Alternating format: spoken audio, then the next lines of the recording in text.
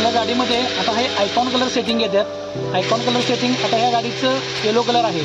जर आपल्याला grand waiter ऑप्शनमध्ये किंवा बाकीच्या कुठल्या गाड्यांमध्ये जर आयकॉन कलर सेटिंग जर चेंज करायचं कुठल्या कस्टमरची रिक्वायरमेंट आली तर आपण ते कसं करायचं ते तुम्हाला एक छोट्याशा व्हिडिओमध्ये दाखवतो.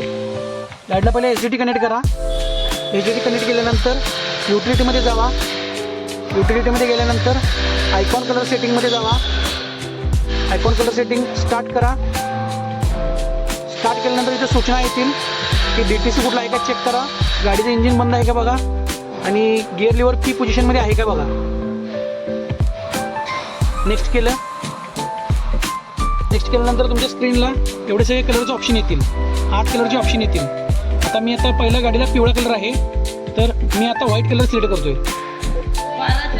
व्हाईट कलर सिलेक्ट केल्यानंतर मी हा सेट झाला माझा कलर आणि इथनं आता परत मी एक्झिट करतो. कलर सेट झाला की नाही चेक करण्यासाठी मी परत आता इथं व्ह्यूचं बटन एकदा दाबतो.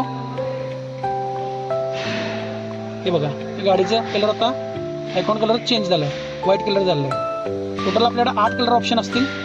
8 कलरपैकी कस्टमर जो डिमांड करेल तो कलर आपण सिलेक्ट करून देऊ शकतो. Okay, thank you.